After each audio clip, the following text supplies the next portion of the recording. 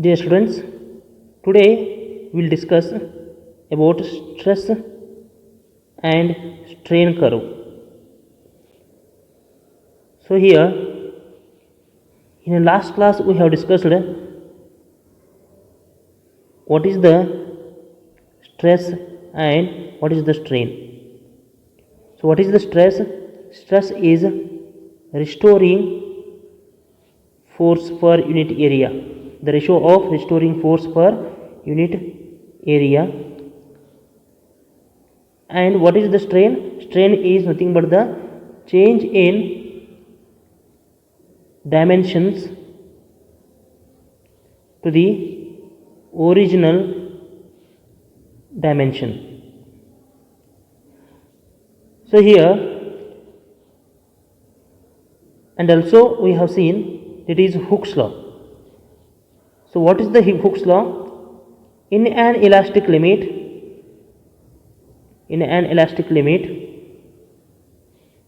stress is directly proportional to strain. So how it is stress is directly proportional to strain in an elastic limit? So we have performed one experiment here, and then from that experiment we will see the stress strain curve. So what we will do here, we will take one steel wire which is tied to the wall, and now we will take a different loads, that is 1 Newton, 2 Newton, 3 Newton, 4 Newton, like that we will take the loads. So what we will do here, we will take the length of the steel wire is, that is 2 meter. Original length of the steel wire is 2 meter. And next what we will take, first we will take 1 Newton load, will apply to that wire, then the wire will changes its length. The change in a length will take, that is a delta L, that is 2.2 meter. So after applying the force, that length is 2.2 meter. So what we will do now here, we will remove that force. If you remove the force, then again what will happen, that body will regain its original position. And now after that we will take another load which is having 2 Newton, and next we will apply the 2 Newton to that steel wire. So again what will happen, that will changes, that wire will changes 2.3 meter. The length is changes 2.3 meter. So after removal of this force, again what will happen, the length is regains to original position.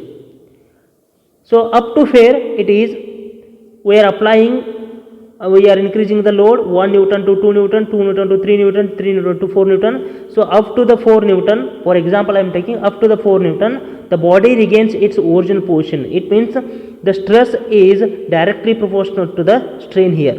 The stress is directly proportional to the strain. So if the stress is directly proportional to strain, it means the body is obeys the Hooke's law.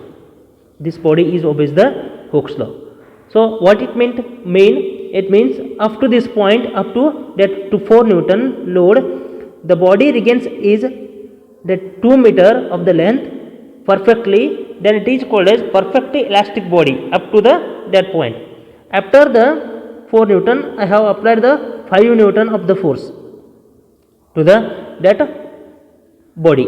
So in that time what will happen, again what will changes, the length will changes. The length is becomes 2.5 meter. The length will become 2.5 meter.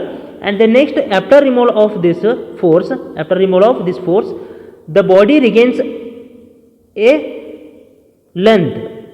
That regaining length is becomes L equals to 2.2 meter.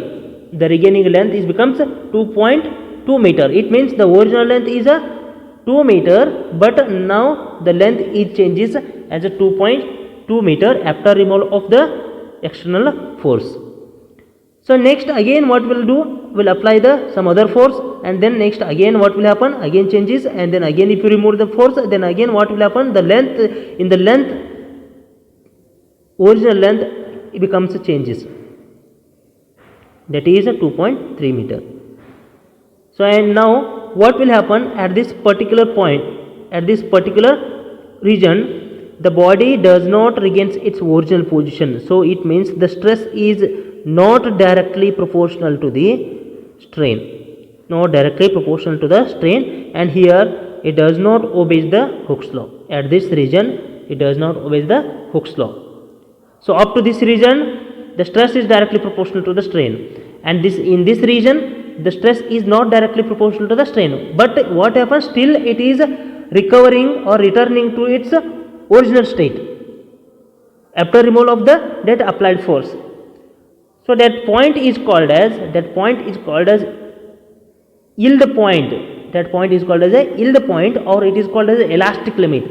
Up to this point it behaves as an elastic property only. The body is behaves as a elastic body only. So after this one we are applying the, again it means we are increasing the load. We are increasing the load in above this region. The stress is developed inside the dead body. Stress is developed inside the dead body, and then yield strength is also increases. So if the yield strength is increases, then the strain is also increases rapidly. So strain is also increases the rapidly. How it is? See here. Now I have applied that is a 5 Newton. So that is a 5 Newton if I apply it now. So for example, otherwise 5.2 Newton I have applied. So if I applied a very small load after the 5 Newton, then what will happen? The length of the steel wire is changes. Delta L equals to 2.4 meter, sorry 2.5 meter, 2.5 meter. So now we'll remove this force. So after removal of this force, that body it does not regains its original position. Even a single unit it does not regains. So it sets as a permanent set.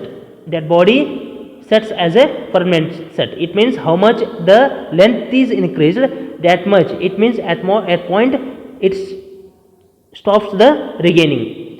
So and next again what I am doing, I am changing the load. So how much I am changing? Only I am changing the very small load, that is 5.3 Newton.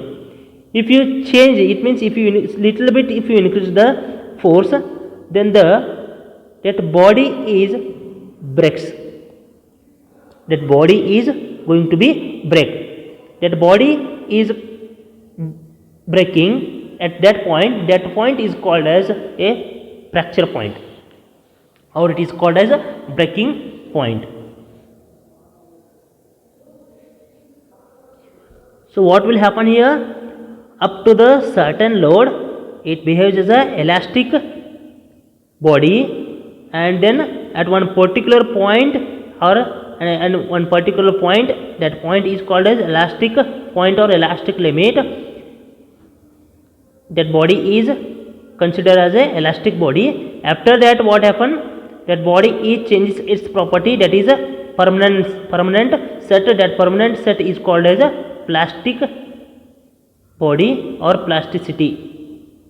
So and next after that what will happen? If you applied a small change in the force, then the body is going to be break. That breaking point is called as fracture point.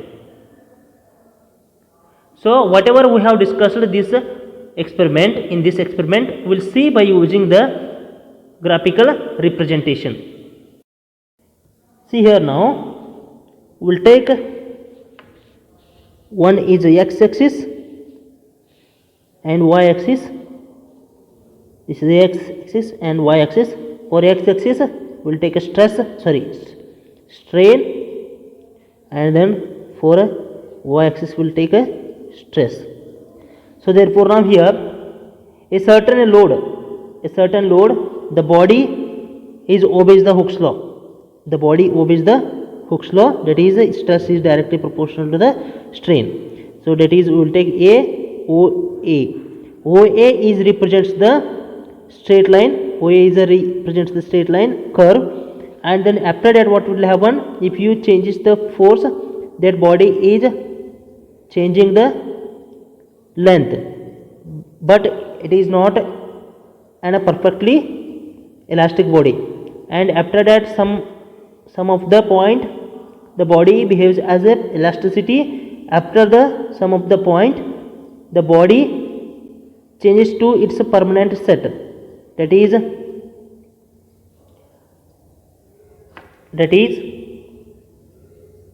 for point, we'll take this is a B and this is a C and this is a D, and we'll take here E. So what is the OA? OA is the proportional limit. OA is called as a proportional limit. So it obeys the Hooke's law, and in this region what will happen? If you apply the force, the body will change its configuration, and after removal of that force, the body regains its original position. Then in this region, the body behaves as a perfectly elastic body. From where to where? From O to A. And now from the region A to B, stress is not directly proportional to the strain. But still, what will happen? The body regains its original state when deforming force is removed. It means I am applying the force, the body is changing length, and then if you apply the applied force is removed, then body is regains its original position. But it does not obey that Hooke's law here, because why? Stress is not directly proportional to the strain here. So that's why what will happen?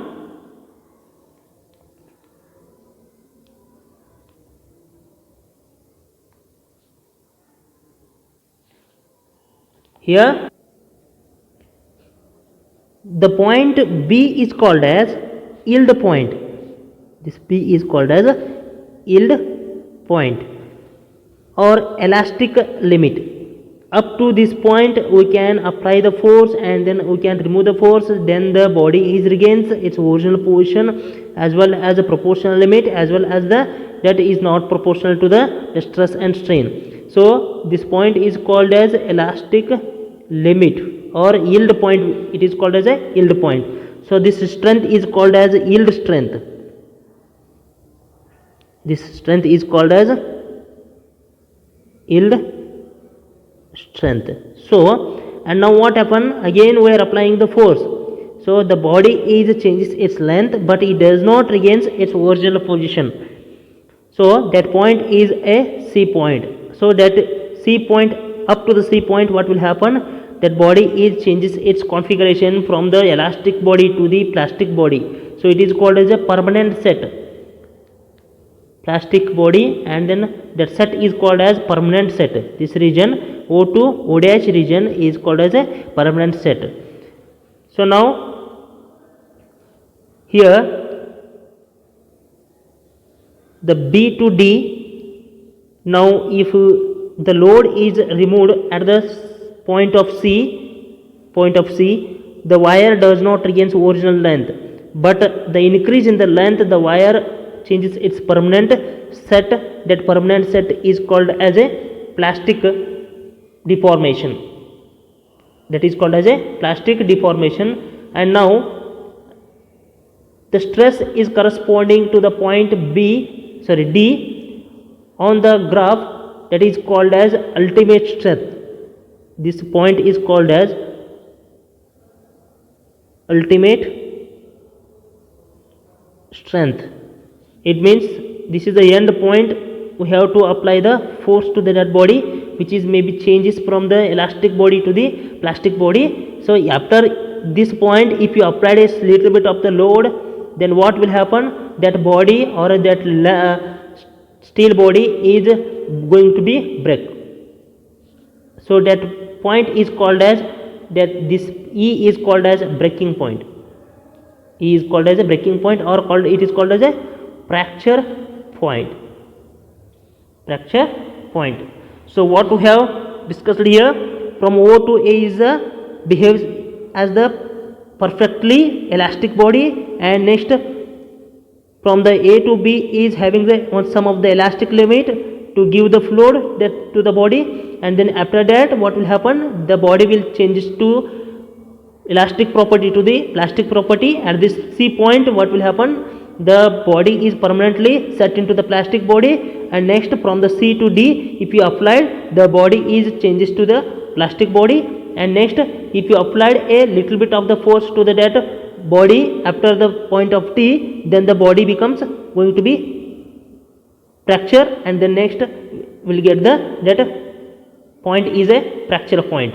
So this is all about the stress and strain. And then what is the elastic limit? Elastic limit is nothing but it is the maximum value of the stress up to which the material regains its original state on removal of applied force.